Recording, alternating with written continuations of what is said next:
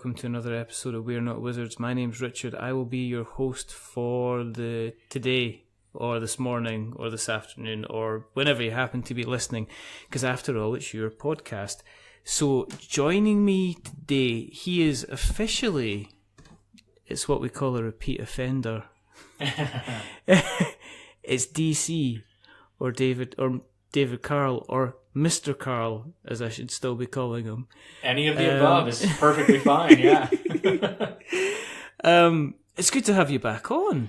It's good to be back on. It was back in August, wasn't it? I know. It's just like time is like, I was like thinking, well, it's not been that long, and then I looked at it and I realised it'd been over 6 months. So, because it was right before the Resident Evil campaign kind of kicked off. Yep. So that kind of came and went, and then there's been lots of kind of Dark Soulsy type stuff going on. So I guess the reason I asked you back on was because it was a lot of fun last time, and secondly, it's just to kind of catch up with yourself and what potentially Steamforged are up to and everything like that. But for people who are listening for the first time, the reason that we do this is because they're quite simply, we firmly believe there's not enough podcasts out there about board games, and there's certainly only a couple of Scottish podcasts out there about board games. There's ourselves, there's the Unlucky Frog, there's the First Player Token as well, who we have now spoken to, and Unlucky Frog are now our best friends. So it's all very, very good indeed. And the other reason that we're doing this is because there's been lots going on at Steamforged Tower. So I thought let's find out actually what's been going on and what's kind of been happening. I think too that there's a lot of gaming podcasts out there that are about kind of critiquing games or kind of optimizing your gameplay experiences, that kind of aspect of the hobby. But I do think there's plenty of room for podcasts to just want to have fun and play the games that are out there. I think that sometimes it's easy to forget with all the competitive oriented podcasts that the reason we do this is to have a good time. Absolutely. We want to be free. We want to have fun. We want to have a good time. And if we talk some nonsense during that time, then that's kind of fair enough as well. Yeah. So, you've been busy. You've been very, very busy. Going by kind of production updates. But let's touch on Resident Evil first of all. The campaign came in. It funded kind of very, very well. Were you pleasantly kind of confident that it was going to kind of do well on the Kickstarter with how it had been kind of marketed and stuff like that? That's a tough one. I think that really depends on who you ask. For me personally, I think it did about what I kind of expected. Resident Evil 2 is not a brand new game with lots of current hype. So it did really well because it has a good, strong following. But for those who kind of keeping score at home, it didn't do as well as Dark Souls, the board game. But that's to be expected from a more focused project, where this was the Resident Evil 2 board game rather than Dark Souls 1, 2, and 3. And also an older game in terms of the people who had played it and were going to be kind of drawn to it. Are going to be tapered off relative to people who are still really playing and enjoying the Dark Souls series. I guess the other thing is as well is there's always the crowd that say, well, I'm not gonna back another game immediately straight away from the same company until I get vision on kind of what I've backed kind of previously, I guess. So you kind of get that. But I think you're right. No, that's totally fair. There are people who, I don't think there were that many of them, judging by the comments and the responses that we got, but there were certainly some people who said, I'm going to wait until Dark Souls is 100% fulfilled, and then choose to back future things or not from this company. In a lot of ways, we were a victim of our own success with Dark Souls. The core game itself is out there. It's in stores. All the backers should have it by now. If you don't, contact support and get it. But there's just so many things that got unlocked in the stretch goals. And that just takes time. Like the production part of it in particular, you can't shortcut that. It takes the amount of time it takes to produce the molds, to produce the plastics, to produce the print materials, to package it all, to ship it all. Like those kinds of things don't happen overnight, and we can wish they would. It's just not how it works. So I think we talked about it last time, but when Dark Souls was put up on Kickstarter, I wasn't even in the company yet. I was doing some freelance work for them, but at the time I was just a backer. And I'd love to get all my Dark Souls stuff, especially now that I've worked on it and I'm so excited about certain expansions. But it takes the time it takes, and it's unfortunate, and I can understand the people who want to wait until they have everything before backing something new. But it isn't some sort of conspiracy or anything either. We'll get it. We have finished it on the development side. Alex and I worked very diligently. We got that all sorted out. It's ready to go. The plastics, as you've seen in the updates, are being produced, but it's a time-consuming and extensive process to get everything both okayed from the people that we're partnered with, produced, packed, shipped. There's a lot going on, a lot of moving parts. Have you still been... You said the development process, as far as you're concerned, is completely complete. Was there, with the stretch goals kind of reaching where there was, have you gone back and tinkered things, or have you kind of well left alone just to say, I've drawn a line under this, this is its finished, this is the product kind of going out? So it depends on which part of it you're talking about. We had it split up into, I think, 19 different individual projects on our side of things. And that doesn't include future stuff beyond the Kickstarter that we've also worked on a bit. So for the things that were part of the stretch goals, part of the core pledge, all of that's been done for about 9 months, I want to say. Yeah. But then the stuff that was the add-ons was a little bit past that. And some of the retailer stretch goals, we're not even 100% done on those yet, actually. We're going to finish those up, but just because of the length of time other things have taken, and because of the process that certain things have taken. And some of that was, well, most of that was completely out of our control in terms of the development team. Alex and I can come up with the numbers and stuff, but we can't decide, oh, hey, we're going to go back and redo all these sculpts so that these models have weapons instead of just suits of armor.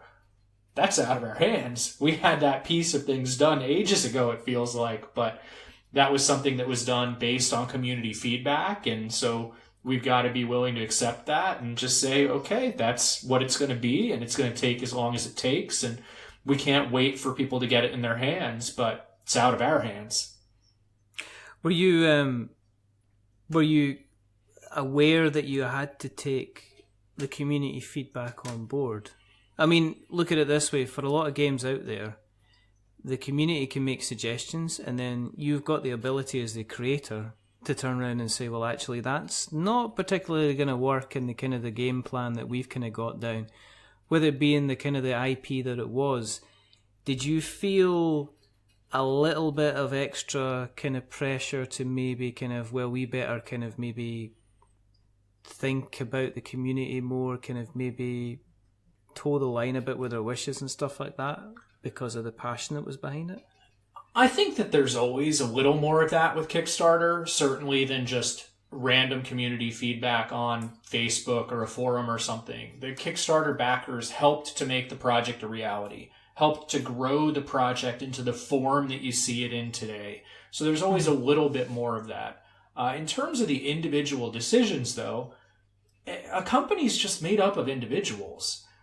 When people say, well, Steamforged did X or Y, it's somewhat true, but also you've got different voices. And you've got people who are saying, no, we really need to take the time to do it this way because that's what the community would want most.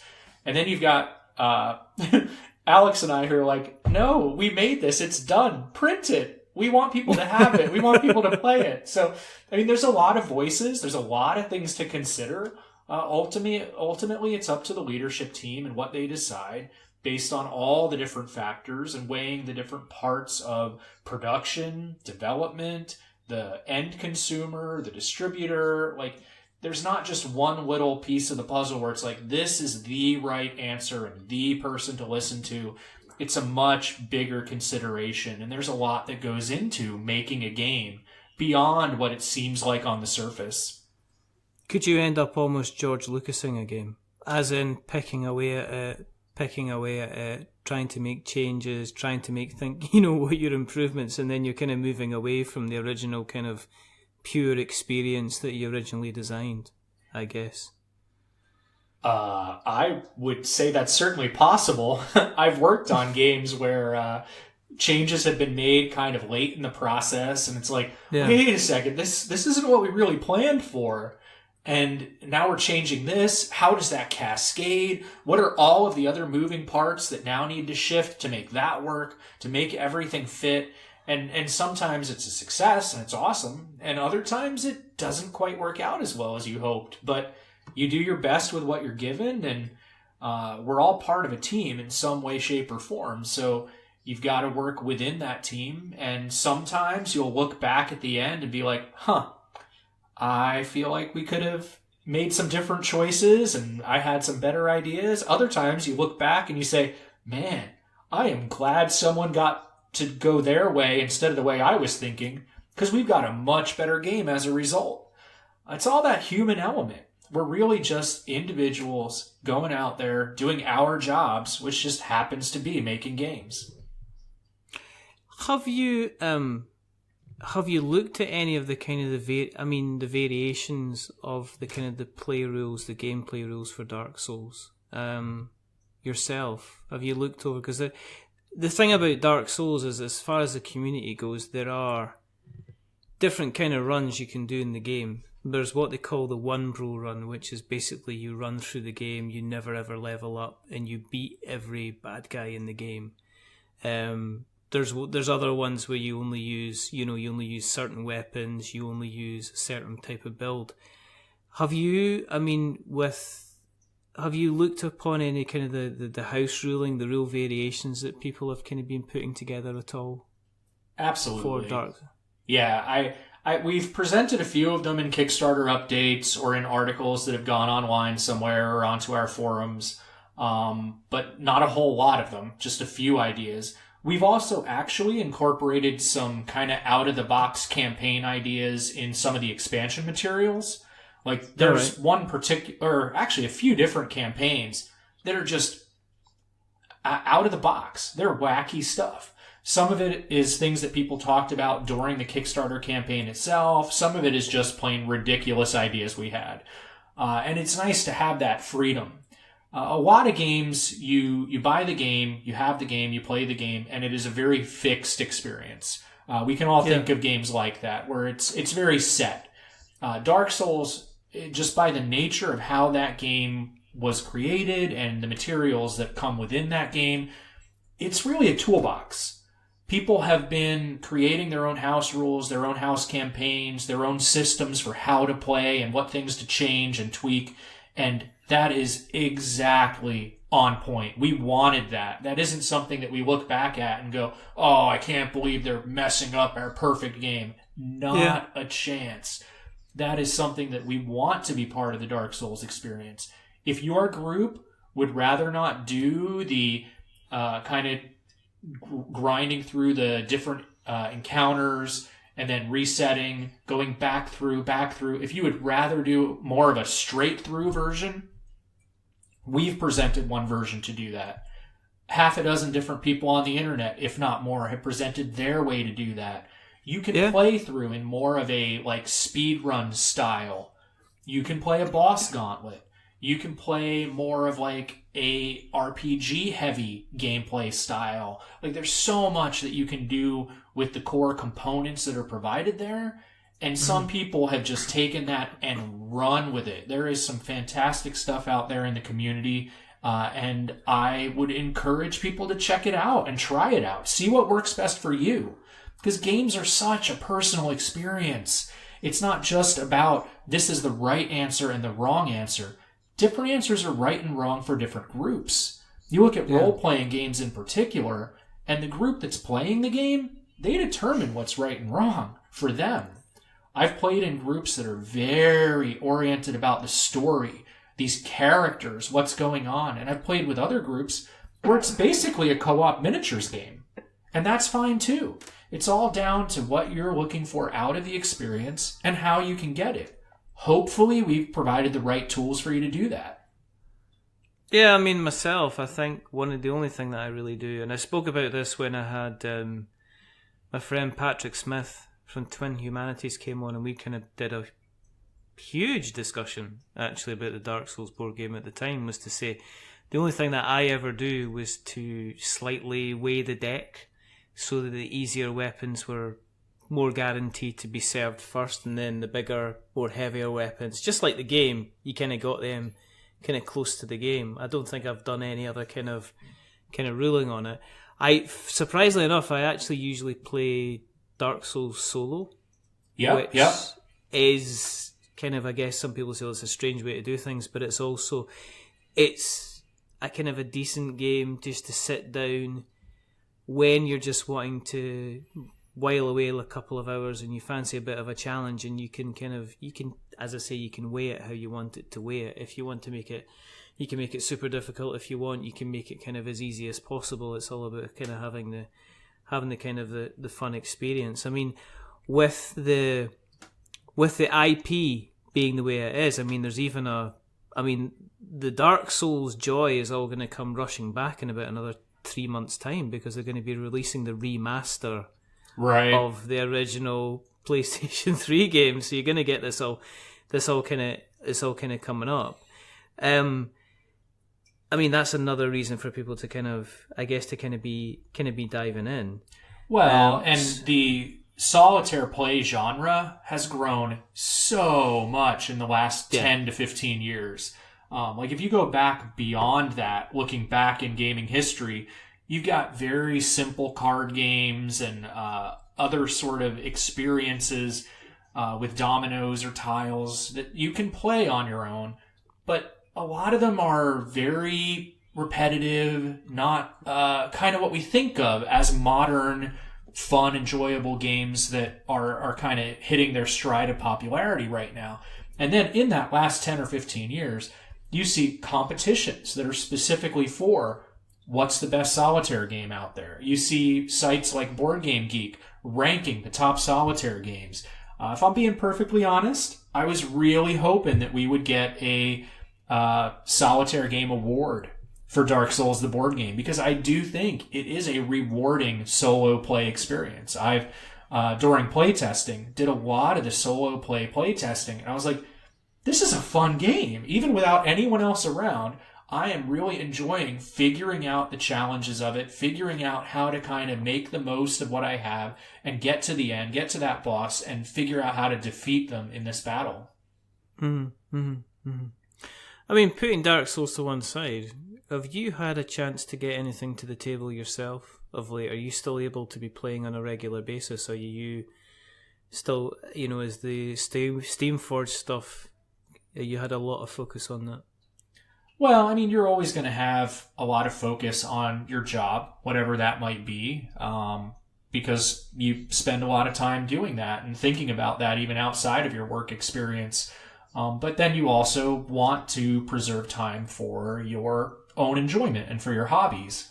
So I try to still strike the right balance. There are plenty of games that I've enjoyed from the past year or two and had the opportunity to play. I've also got my family to think about, as we talked about right before we started recording. I've got a new baby in the house, so that's another time commitment. My wife and I are looking for kind of some quicker games, maybe rather than the more extended experiences like something like Dark Souls, which she's a big co-op fan, so Dark Souls she definitely enjoys. We're also nearing the end of the Mechs vs. Minions campaign. Oh, okay. Yeah. Yeah. And then plenty of other games as well. Different things. I like to back things that look innovative and interesting on Kickstarter.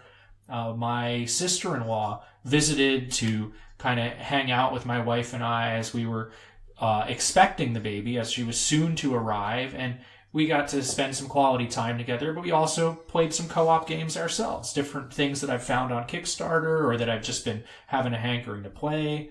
I'm also always looking for opportunities to try things out that are kind of in the same genres that I focus on developing. So I took a nice early look at Star Wars Legion, and I've looked into Warhammer Shadespire and plenty of other things out there that are always kind of informing me. I'm just hungry for more information about the games that are out there and what makes them fun, what makes them appeal to people. And we're so fortunate in today's day and age with lots of amazing games out there to play and enjoy. What's your take on Legion then, from what you've seen? I think that it makes I think that they took the formula they had with X-Wing and kind of expanded it to the more war-based miniatures game. And it's really going to come down to the community, how well that translated. For me personally, I don't think I'm going to wind up getting into that game too heavily. I've got enough other miniatures games that I enjoy, and kind of the pitched battle, that many miniatures, I'm kind of shifting away from that. I'd rather have a smaller miniatures count. I also, there are things that I like about the system. There are also things that I would prefer other systems instead. So I think for me, I'm not going to get into that particular one very heavily, but I'm certainly not going to blame the people who do. There's a lot of slick stuff going on there, and I think people are definitely going to be trying that out over the next few months, really digging into that, and the community will have to decide where that winds up. Yeah. I think my only concern with something like Legion is the buy-in cost. As in, how much is it going to... It's not a case of how much is it going to cost to get the base game. How much is it going to cost before I can field something which I'm proud of, and secondly, something that's actually going to be a winning combination. Because I remember... X-Wing itself, the base game for X-Wing gave you very, very little. And even you had to buy kind of at least a couple of ships to kind of get yourself in the kind of the game. So my concern with Legion is more, I must be sounding like an old grump, but my concern with Legion is, I think it's more a case of, and you'll be thinking the same thing as, do I buy a set of Stormtroopers or do I buy some nappies? That kind of, but there's that kind of, I don't know. Do you know what? I will wait and see. There'll be somebody at the local club that will be, no doubt, will pick it up. They'll go full helter-skelter for it. They'll come in with a lovely carry case and they'll have their terrain and everything like that. And I'll sit there and I'll look at it and I'll go, wow, this looks really, really cool. I've heard more exciting things about Shadespire, which seems to be more of a smaller type game, which I don't know what your thoughts were on that. If you've managed to play Shadespire yet, or get your hands on a copy yourself? Well, so I'm going to sidebar for just a second here and throw out a bit of a pitch for an event called Adepticon Winter Warm-Up. This is a GuildBall event that happens before Adepticon proper. The second annual GuildBall Adepticon Winter Warm-Up was this year. It was last weekend.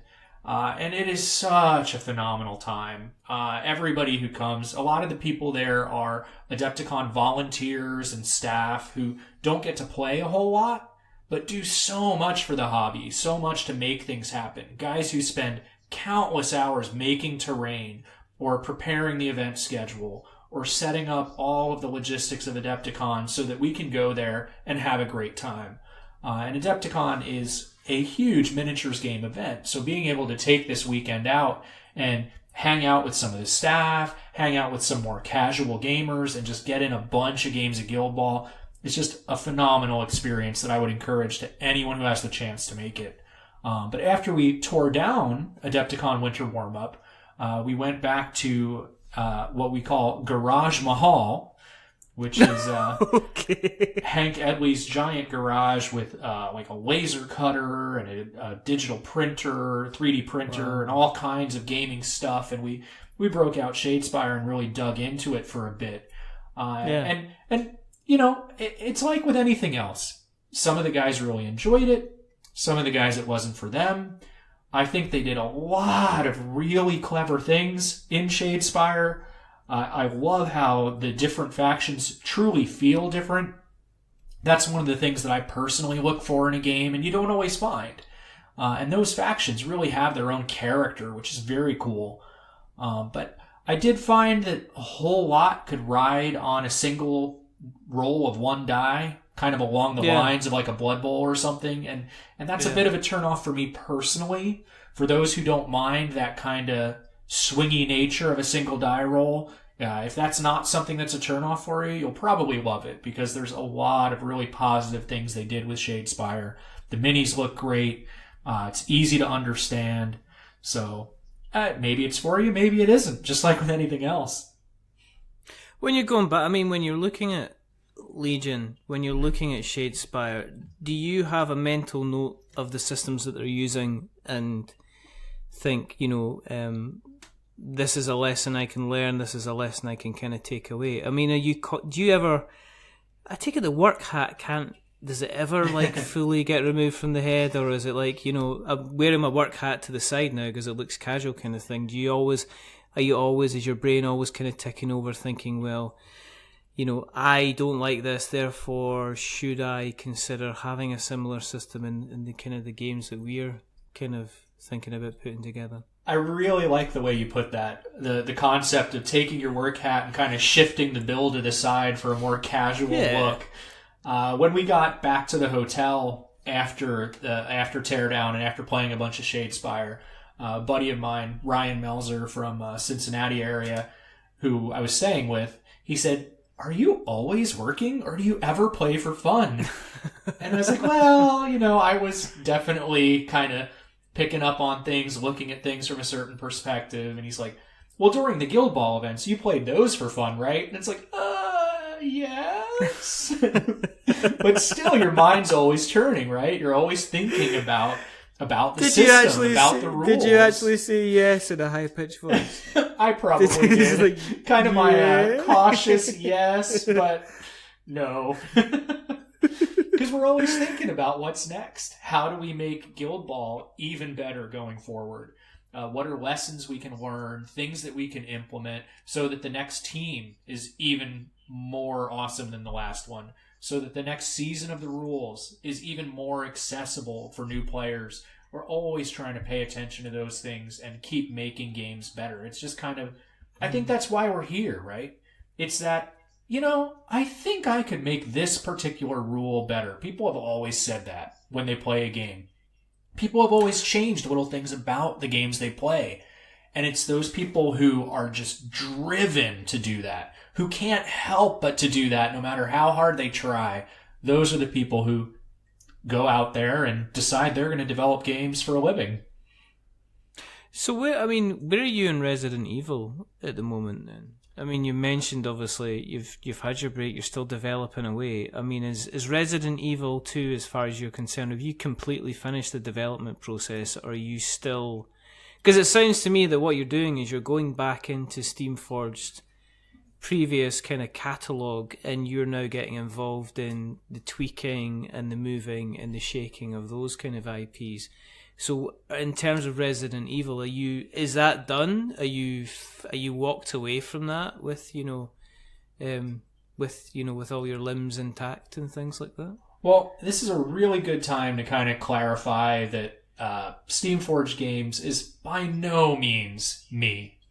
In fact, the game development for Steamforged Games in that arena, I'm kind of now one of the smaller moving parts. As of last week, I shifted from the head of game development to actually being part-time and just being one of the game developers. So I'm no longer even a full-time staffer. I'm still developing games, absolutely. I'm still involved, but I'm also kind of doing the dad thing and figuring out how to care for a little one here. splitting my time between those different things. But on Dark Souls, the board game, you've got Alex Hall, who's done amazing work and just a tremendous job on that stuff. On Dark Souls, the card game, you got Bryce Johnston and all the work that he's put in on that. On Resident Evil 2, Sherwin Matthews has been heavily involved, far, far more involved than I could even possibly dream of being on that particular project. You've got Jamie Perkins, you've got Steve Morganson, of course you've got the creative director Matt Hart. Like I'm not Steamforged, I'm just one guy, and now I'm even just one part-time guy. So in terms of Resident Evil, getting back to your question there, we have reached the point where we've kind of drawn the line and said the development work is now complete. We're not currently doing a lot of big changes to anything related to how things function. So we're in that next stage. There's a lot of editing going on right now. There's a lot of final polish type pass, making sure that the layout is right, the proofing step, all of these other things that it's easy to forget about, but that are so critical to the process.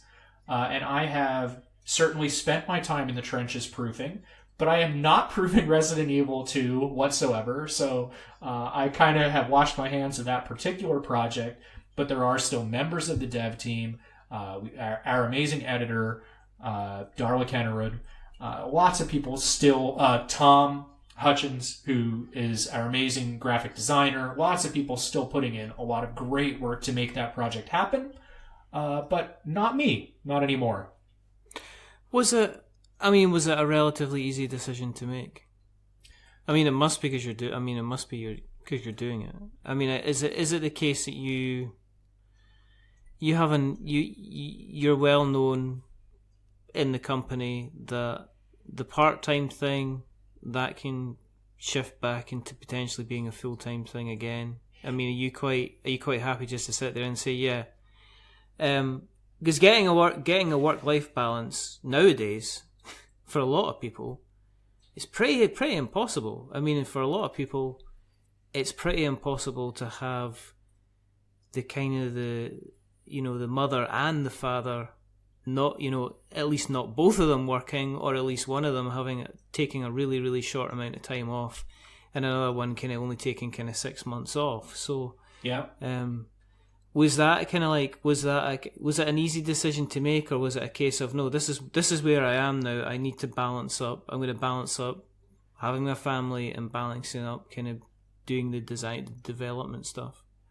I think that I would lean more towards the second option there of the two. I wouldn't say it was easy. My wife and I talked about it a lot. We talked about our options and what the pros and cons of each choice was. We're very analytical people. So we kind of mapped it all out and said, what is the right call for Lexi? What would be best for her in terms of childcare, or in terms of wanting one of us stopping working or one of us shifting to part-time? What would that look like? Can we support it financially? Like, there's a lot of things to consider. And we kind of looked at all those pieces of it and looked at what aspects of the work I would still be most able to do in kind of a part-time capacity. And it's only the second week. I can't make broad sweeping statements about how it's going to go long term, but I think this is working out so far really well short term. And then who knows down the road, when I'm a dad whose kids are in school, maybe I switch back to something more full-time than what I'm doing right now. I don't know. We'll see.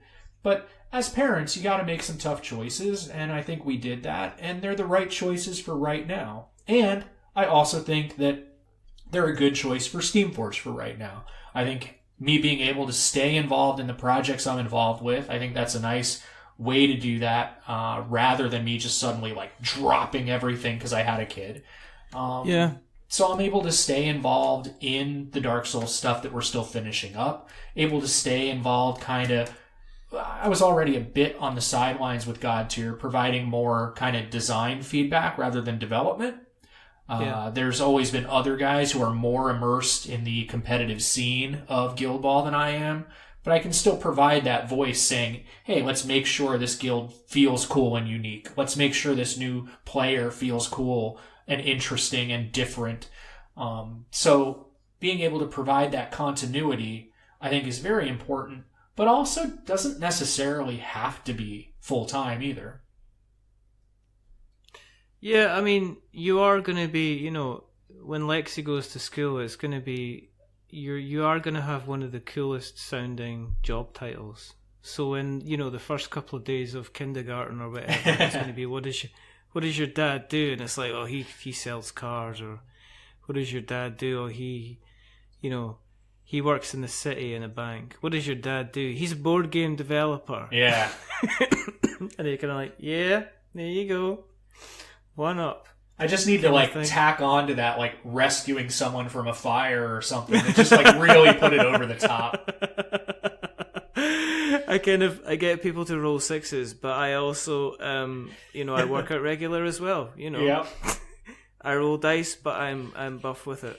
I'd just like to kind of like point out. That's a fair point. I'm kind of fully embracing dad bod at this point. Is that what it is? It's like, no, it's a spoon. It's I've got to eat because I got to keep my strength up. It's like, do you have to have 2 pizzas, David? Yep. But I mean, I don't know. See, with you, this is a thing because I've got, we spoke this before. I've got kids, and I talk about, obviously playing kind of games with the kids. With you, are you going to be the type of dad that's going to are you going to be producing King Domino instead of Monopoly? When you say, let's all sit around and play a game, are you going to introduce them straight into kind of you're going to learn how to read by playing code names? You're going to kind of... I mean, King Domino is a great example. You can teach anyone to play King Domino, and it's a good game. It's not like the most competitive game in existence, of course not, but it's a simple game that has strategy, that has interesting player choice. That is the exact type of stuff that I want to be the focus for kind of family game night at my house. Yeah, I mean, I don't know. I've said this in a recent episode that we did get a copy of Monopoly Gamer for Christmas, and it is different enough from normal Monopoly for it to be brought to the table a couple of times because it's very, very easy and it doesn't kind of overstay its welcome. But I couldn't see me sitting down nowadays and not having the kids, if the kids kind of brought out like frustration or Ludo or something like that, me not kind of reaching into the cupboard and not saying, hey guys, do you want to play, I mean, we played Dinosaur Island last Sunday. Mm-hmm. I can't see us kind of going back and playing kind of like a smaller game. It comes back to what I was saying earlier. We're just so fortunate right now. We're spoiled for choice. There are so many amazing games out there that I don't feel the need to ever open a box of Monopoly again. No offense, Monopoly. None whatsoever. Oh, that's it still have its place because it will still be. Listen, it's still in the main shelves in most of the main toy places. Yeah. So while it's still there, then that's kind of going to be the case. I mean, with you going kind of part time at Steamforged, has that is that going to give you time to look at kind of other kind of miniature, smaller projects yourself? I mean, will you look back, dig out some old projects of your own, or are you going to be Lexi Steamforged and that's it? There isn't going to be any kind of other dilly-dallying? That is an excellent question. I think for the very short term, I think no other dilly-dallying, but my mind is also always wandering. I've already got a few random, silly ideas for small box games that are kind of inspired by having a kid. Just kind of some wacky stuff. Things that wouldn't really be Steamforged titles, like Bluff Baby is kind of an idea I'm toying with. I've got some ideas kicking around for that. A few different ways it could work, but nothing set in stone yet. So it's possible that at some point when the timing works out right, that I'll put up some just kind of like little boutique Kickstarter projects that a few people might want to back to get their baby's name into Bluff Baby or something and produce 100 or 200 copies. But in terms of like really going out there and doing other big projects, that my focus there is definitely Steamforged. There's still so much going on with GuildBall. I think GuildBall, the releases this year, we've got lots of really interesting and cool stuff on the horizon. And then when we hit season 4, I think that's the time to really start saying that GuildBall, tell your friends. Like, just bring other people on board to try out miniatures gaming. We've got enough plastic teams now that it doesn't matter if you're afraid of X-Actoing and super gluing your hands together. Nope, just pop out a plastic team, throw them on the pitch, and play a game of GuildBall. It'll be really where we want it to be in terms of that accessibility factor. And then you've got stuff like God Tier on the horizon, as well as board games like Resident Evil, Dark Souls, card games. Like, there's just so much going on there that I don't need big projects of my own on top of all of that. Well, let's face it, after being part of Dark Souls, you probably don't need a big box board game for a good 3-4 years. Yeah, that's fair. I have definitely gotten a real appreciation for the games that have a lot of depth within their simplicity, within their elegance. It's something I've always looked at, is kind of that rules elegance of being able to do a lot with very little. But it's something that I've truly embraced in the past couple of years, because we're always growing, like in our jobs. We're always learning more. We're always trying to apply it more. And that's something that I really looked at a lot with God Tier. Again, Alex Hall has done some amazing work on that. Plenty of other guys at Steamforged have been involved with God Tier. But I think it's really just been in the past month or so, that maybe month or two, that Alex and I have really hit that elegance button. Like, really tried to get the rule book simplified, cleaner, shorter, get it so that anyone who picks that up can read it fairly quickly. Like you I'm trying to decide if I can say this or not. I'm sure I can. Ideally, you should be able to read a game's rulebook while you take a poop. Like, that should be it. You obviously got baby brain. Yeah, that's fair. I'm just telling you that. Well, I take it with Lexi being in the 2 week 2 month, the 2 months. Sorry, you've experienced did you get a chance to experience the first poo that she did? Oh, sure, the black tarry. Oh, yeah. Also, I think it was New Year's Day, her first true poop explosion. Like, where it just got everywhere. It's like, what is going on?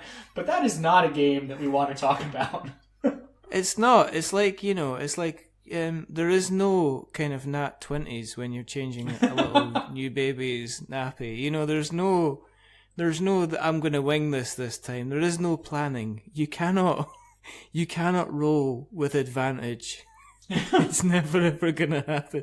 That is a lot of gaming metaphors. I don't think I've ever heard that many gaming metaphors in one sentence before in my life. There are no skill cards you can add. I mean, it's never ever gonna happen. Especially, but at the same time, there is nothing cuter than seeing a little human person who hasn't been around an awful lot doing that face of pure concentration without complete shame. Yeah. That you're, just, I'm going to do this. I'm actually doing this.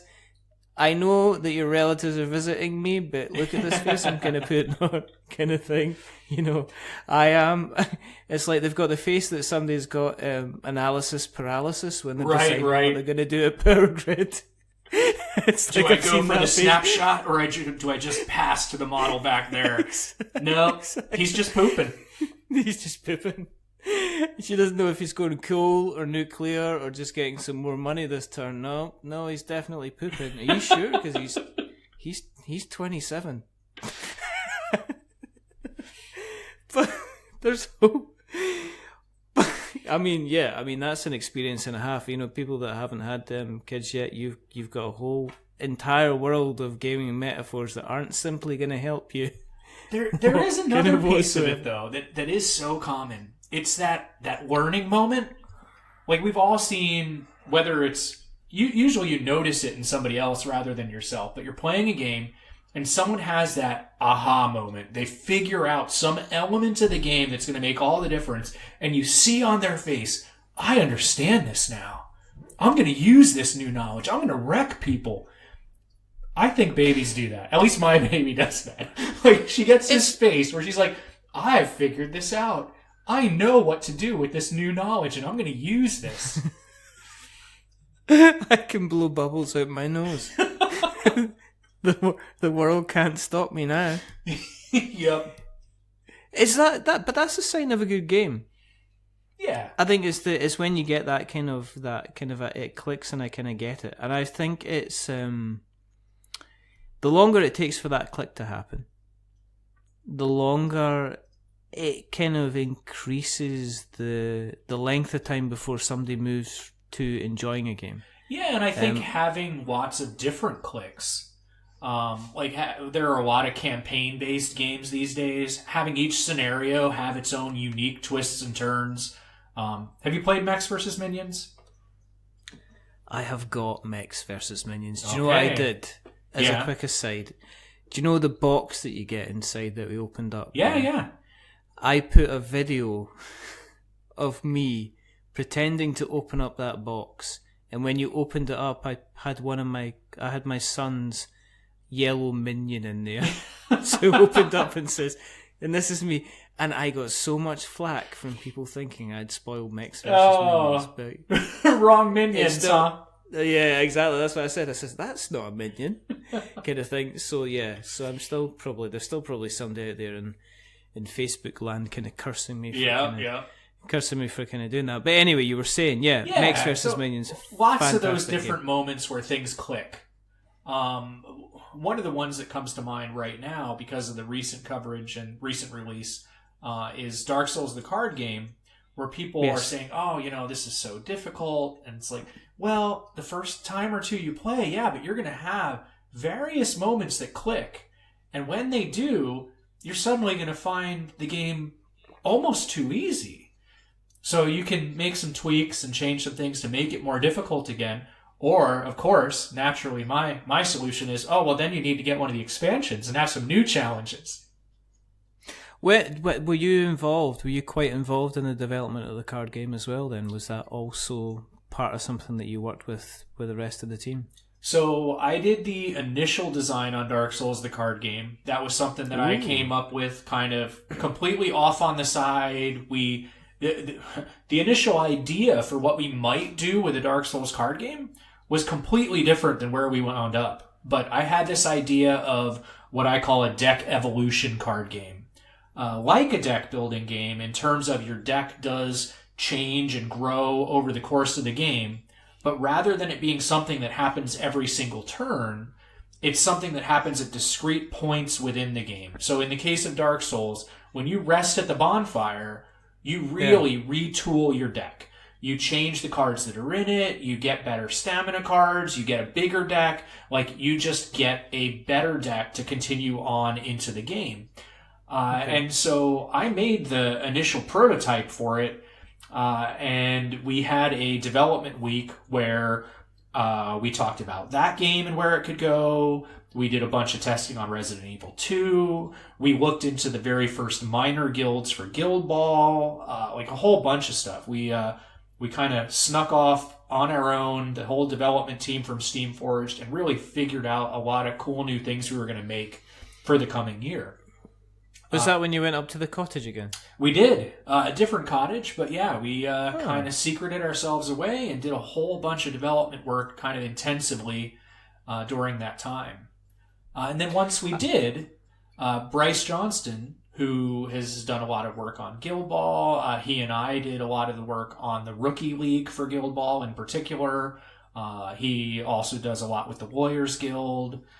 He took over that project, and I just kind of shifted into kind of a more advisory capacity. I still provide a little bit of input, but he's really done the heavy lifting on all the development of the various different cards, the different bosses, the different expansions, taking that deck evolution engine and really making it hum, really tuning it up. So you're proud of how the game's kind of finished up now that it's, I am. In its current form, yeah? I'm proud of how it's finished up. I'm proud of the amazing work that Bryce has done on it. I'm proud of the initial idea. I also am proud of a potential future for other deck evolution card games that we could make and have with different IPs or different styles of game even, where you have this sort of, it's a very deck-oriented game, but rather than constantly changing it and tweaking it, you've got these discrete steps where you really kind of dig into that deck-building element of gaming and make something cool and venture out to the next goal, the next challenge that lies ahead of you. And you mentioned expansions as well, so are there kind of expansions packs already in works, in progress, available for the Dark Souls card game? The first expansion is already locked from a development standpoint. It might even be done with proofing. I know it was done with initial layout. So yeah, there's more coming. It's the first printing of Dark Souls the card game is already completely sold out at the manufacturer level. You can still certainly get it from distributors and from retailers, but we're already going into the second printing of the core game at the manufacturer level. So that's super cool. And then we'll also have expansions coming for the game down the road. I don't want to say too much because I'm not sure what's officially allowed to be said, but that first expansion, already well on its way from the development standpoint, just need to do all of that final proofing, manufacturing, shipping, all those other steps that are easy to forget about but take their own time. Okay. And for those that had jumped into the Dark Souls board game, does the card game have aspects of the 3 Dark Souls games in there? Or is it just Dark Souls, the card game, and it's not including 2 or 3? Oh, no, it's the same style in terms of neither game is specific to one particular entry in the series. So one expansion could have all of the boss encounters be from Dark Souls 3, and the next expansion it could be from Dark Souls 1, or it could be a mix and match. Yeah, we don't really have, we're not tied to specific entries. The reason we did that with Resident Evil was kind of to create a very... The Resident Evil games differ more, I would say, in terms of the experience than the Dark Souls games do. In the Dark Souls games, you're always trying to go from the bonfire, gather the souls, upgrade your dude, kill the bosses. It's a very consistent experience. The Resident Evil games have a more unique twist on each entry. They're a different style of game sometimes in each entry. So we wanted each board game to be very true to what it was trying to replicate in terms of the experience. I think we talked a little bit last time I was on about kind of the simulationist aspect of taking an IP and turning it into a board game versus abstraction. And what you really want to do is find what is the core, what makes this particular game or IP interesting, entertaining, enjoyable, and how do I turn that element into a cool aspect of a board game. And in terms of Resident Evil, I don't think you can successfully do that across the entire game line. So that's why we kind of stuck to specific entries in the series. Yeah, no, I think you'd be doing it a disservice as well. I think that if you said, here's Resident Evil, and we're introducing characters from, say, Resident Evil 4, or even if you went further and said, okay, here's an expansion pack which is characters from Resident Evil 7, I think you would get accused of not understanding how different the kind of the games are, I think. Well, and even the style of game. Some of them are far more survival horror style, and some of them are more dungeon crawl style. And doing those things in a board game are very different. I personally consider the survival horror genre to possibly be the toughest type of board game to make. Because when you go into a board game, you kind of want to be a superhero. You kind of want to be a badass and just kill all the things that get in your way. And that's fine for a dungeon crawl. But when you're doing survival horror and you're trying to capture that feeling of, can I even afford to use one bullet to turn this guy down? It's that's a very different style of gameplay. Yeah, I mean, I think the only game where there's been that kind of level of tension that I've played personally, there was a couple. One of them was Dead of Winter. Which I think does an excellent way of kind of building up a threat, which the threat is internal and it isn't even external. Yeah. The zombies could be there or not be there, but there's still the threat of, is somebody the betrayer here? Is somebody going to make things really, really difficult, or are we going to end up with getting a couple of bad bits of luck and losing a couple of people that's going to make us lose that round and lose morale and then die? I think the only other one which was exceptionally good at building tension and excitement was Letters from Whitechapel. Yeah. I don't think I think the last round, I don't think there was a breath that was in the room. I think everybody kind of held their breath for that kind of thing. But I think if we picked a different genre, if we said, what are some deck building games you enjoyed, or what are some dungeon crawl games you enjoyed, or worker placement games, we could come up with lists for each of these things. But when it comes to survival horror, it's a tough genre to do well. And those are some good examples of people who really kind of cracked that code. And I hope we did with Resident Evil as well. You really are going to have to think about, when do you use those bullets? When do you save them? When do you use a new clip? Or when do you just kind of run for the exit and try and get to the next scenario? So we'll see. I'm very hopeful. I think it's come such a long way since the Kickstarter. A lot of people have put in a lot of time on really trying to hone that experience. So we shall see. Do you wish that you guys had managed to get the Bloodborne kind of franchise, the other FromSoft game, which was, very, very kind of Lovecraftian type based, Cthulhu, mythos, elder gods kind of thing? Yeah, that is an interesting question, because I don't know if we did or didn't even go after Bloodborne. There is a Bloodborne card game already out there. Yes, there is. And it's Eric Lang did it. Yep. And have you played it? I've played it. I've got it, and I've played it. I do wonder if they've still got the license on that locked down. Maybe they do, maybe they don't. I don't know how long the license agreement was for or anything. So maybe we didn't go after it because of that. I also don't think it's a direct translation to go from Dark Souls to Bloodborne. I think you definitely need to look at that engine. One of the big aspects of Dark Souls is that choice between building for dodge or building for block and resist.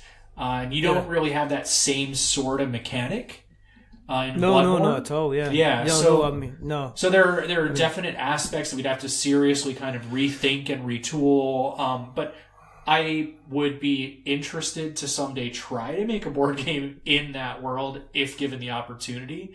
But I don't know the story behind that one. That is a question for another man, I'm afraid.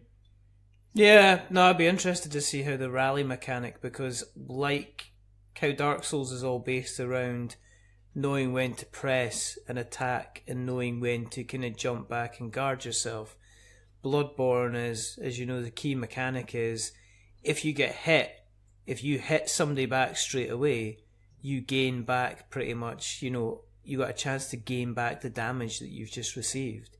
And I don't think I've seen that mechanic in a game, in a board game anyway. I don't think I've seen it in a miniatures game where, normally what would happen is there's a defense dice that gets rolled, or it's based, are you beating the armor? I don't think I've seen one where you're essentially, you can exchange, if somebody attacks you and attacks you successfully, you get a chance to kind of smack them back straight away and basically negate the attack, the kind of the attacking blow that they've, or the damage that they've given you. And I think that would be an interesting thing to see. I think one of the reasons that there's a lot of us Bloodborne fans out there, and it's a game that is still getting looked at, is still getting, people are mining the content, the graphic files, and they're finding a whole load of content that wasn't used in the main game. But I think what a lot of people would love to see is if if somebody went out there and said, okay, here is your Bloodborne game and here are all the miniatures. Right. Boom. I think, that's one of the things I think the Dark Souls board game has done kind of very well. Missteps aside or whatever, people complaining about, certain characters not having weapons and stuff like that. Yeah. It's like, there's a lot of people that, as I say, Paddy Smith that was on the show, he spent a lot of time painting up his Dark Souls miniatures. He does some fantastic kind of character painting. So I just like to see, I guess sometimes when you want to see an adaptation of a game into a board game, you would like to see it because I'd like to have the miniatures as well, because they would make me kind of drool. Well, and that's always tough too when you're talking about licensing opportunities. It's like, okay, well, this is super cool and we've got this really great idea, but this great idea doesn't use miniatures. So there's going to be a segment of the audience out there who's going to be so disappointed if we do this, even though it's such a good game.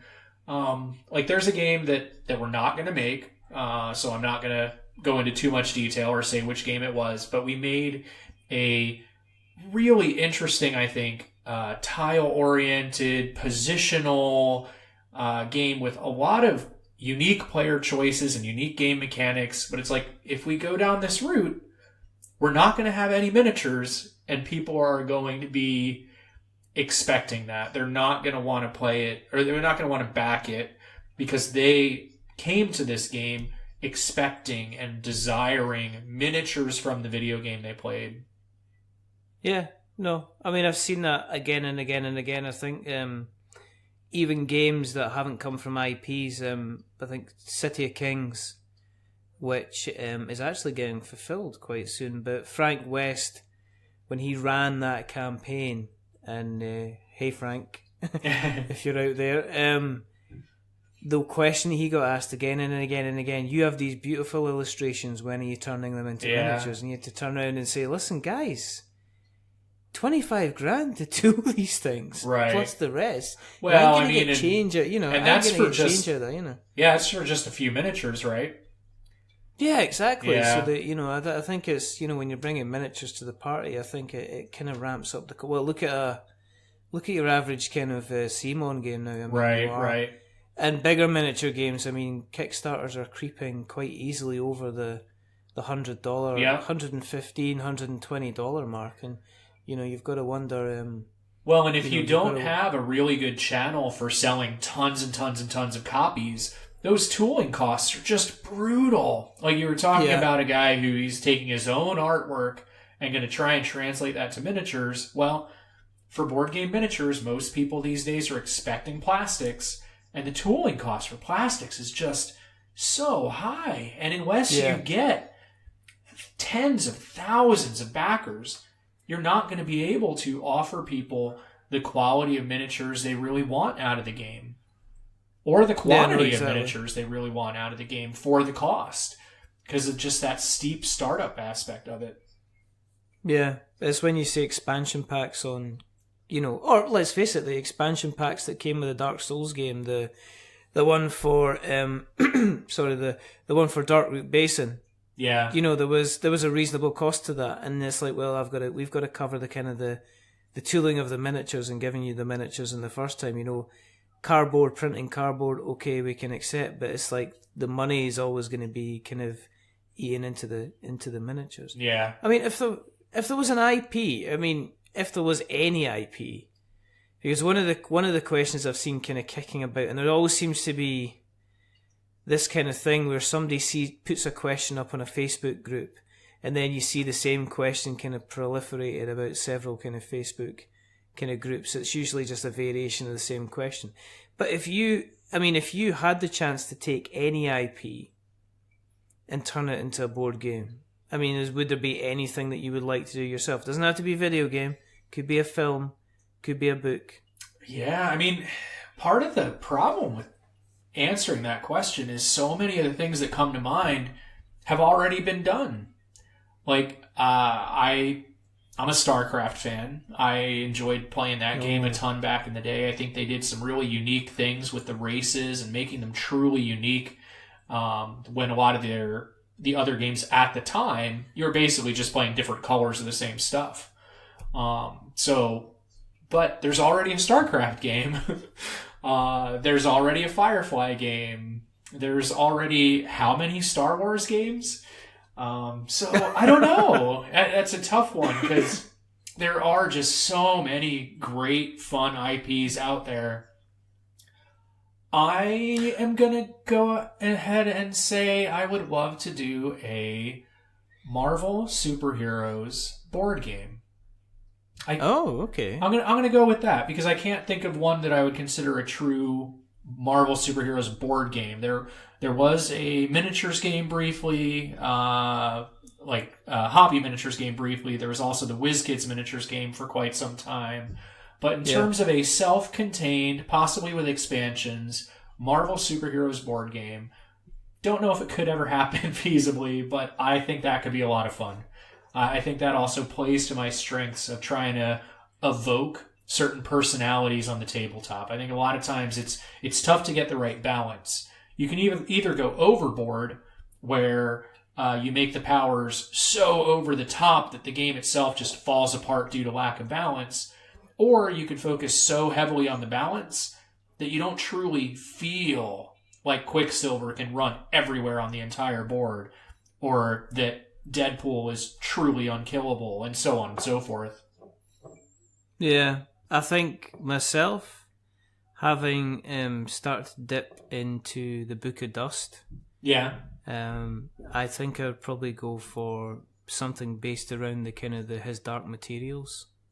I think I'd like to see something which would go between kind of like a journey type thing. So as a board game then?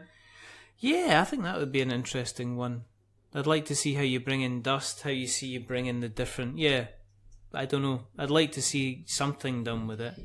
There's obviously other ones. I don't know. Has there been a... there's countless kind of Star Trek role-playing games. Yeah. Is there a Star Trek board game? Or is that a big one? Huh. That is a good question. I'm sure there is somewhere. I can't think of one off the top of my head, though, which somebody in the comments is going to be like, how could you forget this? But it's okay, we don't want them to comment. Hey, do you know what? We could always just go for a family favourite, like, say, the Golden Girls. Oh, wow. There's not a Golden Girls board game. We say that, but watch there be Golden Girls Monopoly. Someone's going to be like, didn't you know? There is. Yeah, there is going to be some kind of card game. It's like, can you be Dorothy? Can you get yourself a date? Golden Girls Life. Do you guys have Life, the board game? You do, right? Yeah. Right, okay. I won't be able to sleep tonight unless I actually know if there is a gold... Oh no, it's been auto-correct. It's been auto-filled by Google, which means potentially we could be looking at the Golden Girls board game. Is there a Golden Girls board game? There is. Well, and you're that's absolutely right. There's a Monopoly Golden Girls. That's one of the funny things too, because like in the past couple of years, I think 4 different Princess Bride games have come out, and that's not a recent movie. Labyrinth has had a card game and a board game, if I'm not mistaken. Like IPs that still hurts because I heard people saying that the Labyrinth one could have been maybe slightly better. I haven't had the chance to play it. The board game or the card game, or is there only one? I don't know. The board game. I think the board game suffers from really good miniatures and not an awful lot. There's a Clue Golden Girls game. Nice, David. You guys call it Cluedo though, right? Yeah. You call it Clue in a minute. It's Cluedo over here. Yeah. But, I mean, there's Golden Girls Monopoly. There is, whether it exists or not, it's on Amazon.com. Yeah. Oh my goodness. I know what I'm getting you for your baby shower gift, David. Licenses are such a fascinating thing. They really are. It's just amazing. It's just like, who did it? I'm a little surprised that no one, like, if I had, like, more money than I knew what to do with, I would try to make a system for pairing up license holders with license needers. Like, kind of the Uber of licenses. So that all these people who are holding obscure licenses could get good rates and good deals on a return on their investment. And then people who are looking to make games and have good ideas and have a target audience are able to kind of pair up and make cool stuff. Because there's not really anything like that I know of. I think if you want to solve the hilarious mystery of who ate the cheesecake, this is actually from the item description. Custom illustrated game board to feature the Golden Girls' house. Did you ever see anything more than the living room and the kitchen? Plays your favourite Golden Girl. Sorry, I mean, David, that's instant purchase. I can get that sent over from America for $40. Don't do it. I think I have to do it. I'm pressing the buy it button now. It's either that or I get the Monopoly. It's just absolute. I just can't believe it. Nah, go with Cluedo over Monopoly. I think I'm going to go with Cluedo over Monopoly. I think that's what we have to do. So there we go. We're putting aside kind of. We've got in your corner. You want to create a Marvel board game, and I'm all over. All over Blanche. Wow. Like a cheap suit. So there you go. Everybody learned something tonight. Oh my goodness. This is what happens. We start talking and then we don't stop talking. Yeah. As is always the case.